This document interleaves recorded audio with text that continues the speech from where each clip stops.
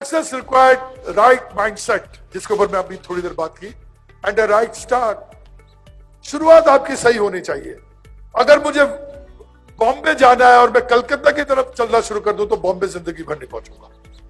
So my direction and my step should be correct. A journey of 1,000 miles begins with the first step, but that first step has to be right. 1,000 मील आपने चलने का अगर निर्णय लिया है तो एक कदम, पहला कदम तो आपको लेना पड़ेगा, पर वो पहला कदम भी सही लेना पड़ेगा। सेट अ बिग गोल, गोल बड़ा बनाइए, जिसका मतलब ये नहीं मैं कह रहा हूं आपको कि 10 लाख महीने का इनकम एक साल में, नहीं। गोल ऐसा बनाइए जो रियलिस्टिक हो, जिसके लिए आप काम करने के लिए तैयार हैं। और गोल ऐसा बनाइए, वेरी इंपॉर्टेंट, जो आपको मोटिवेट करे। वो गोल आपका अचीव हो जाए तो आपकी जिंदगी में एक बड़ा सा बदलाव आए, आपके सपने पूरे हो। बिकॉज आपको कोई मोटिवेट नहीं कर सकता, ना विवेक जी, ना मैं, ना सिद्धार्थ, ना कोई, ना मिस्टर गौतम बाली। अब कर भी कर सकते हैं हम आपको मोटिवेट तो 4, 5, 6 घंटे के लिए कर सकते हैं। Am I right or wrong? दूसरों से द्वारा किया गया मोटिवेशन शराब का काम करता है। शराब कैसे काम करती है? जब आदमी शराब पीता है तो वो राजा होता है, हवाई जहाज में उड़ रहा होता है, ये सुनो। और सुबह जब नींद से उठता है, जब नशा टूटता है, तो आधा उसका शरीर बिस्तर पे होता है, आधा नीचे लटका पड़ा होता है। Yes, motivation is like that. Permanent motivation अगर लानी है तो सेल्फ मोटिवेटेड बनिए। Self motivation is the best motivation. और वो आएगा किससे? आपके गोल से आएगा और आपके एक्शन से आएगा।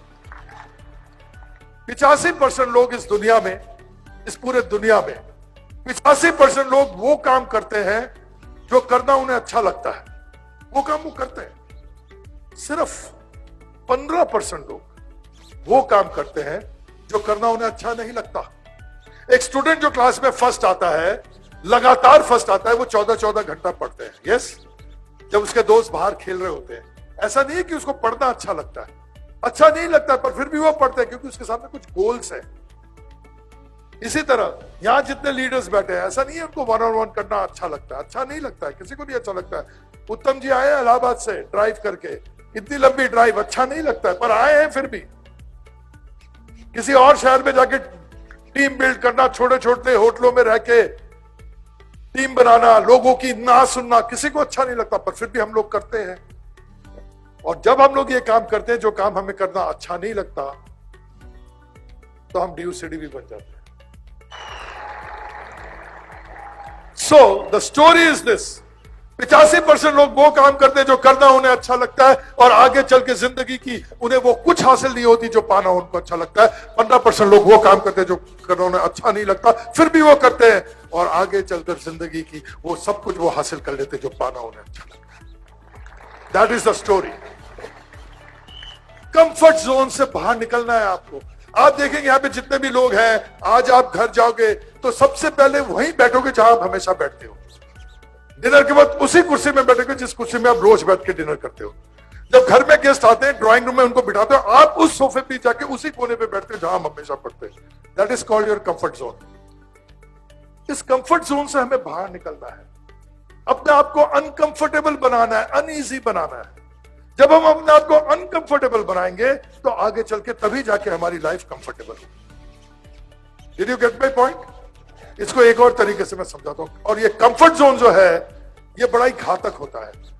मेरा एक ड्राइवर था बहुत पहले, उसको मैं 16,000 रुपए तनख्वाह देता था, और उसको मैंने एक 2 कमरे का एक बहुत छोटा सा स्टूडियो होम मैंने उसके और उसके परिवार को दे दिया कि वो मेरा था। मैंने कहा तू यहां रहा कर। वो आया था किसी झुग्गी से उठ के, 5,000 सैलरी पे काम करता था कहीं पे, पर गाड़ी अच्छी चलाता था। जब मैं कालका जी में रहता था, वो उसने 1 साल मेरे साथ काम किया, दूसरे साल से वो छुट्टी मारने लग गया। मैंने उसको तीसरे साल निकाल दिया। जब वो निकल गया तो वो कहां चला गया मालूम है? He was very happy. वो अपने उसी झुग्गी में चला गया और उसी 5,000 की नौकरी में चला गया। Now he was very comfortable, because उसकी आदत बन गई थी। वो मैंने आदत वाली कहानी सुनाई थी ना, ये आदतें हम आदतों के गुलाम बन जाते हैं।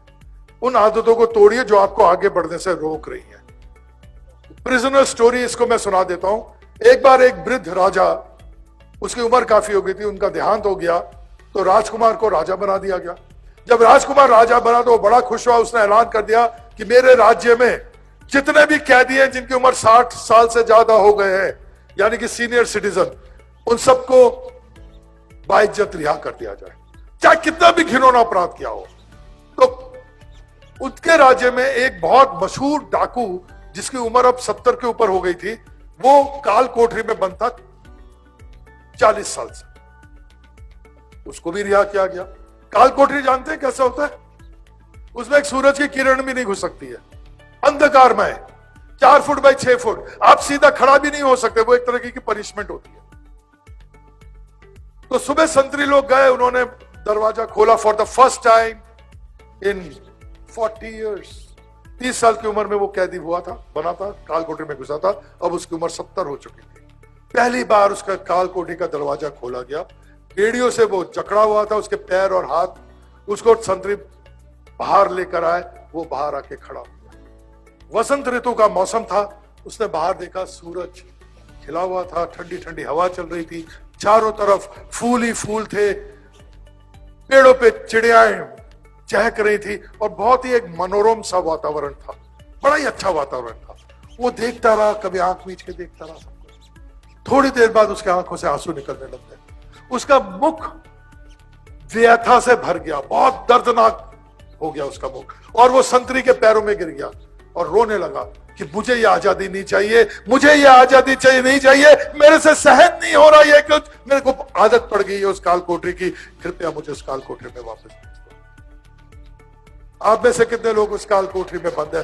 वेस्टीज एक मौका देता है उस काल कोठरी से बाहर निकलने का। वेस्टीज आपको एक चांस देता है। आप, मैं हमेशा कहता हूं, आप किस घर में पैदा हुए थे ये आपके हाथ में नहीं था, अपने बच्चों को आप क्या घर दे के जाओगे ये 100% आपके हाथ।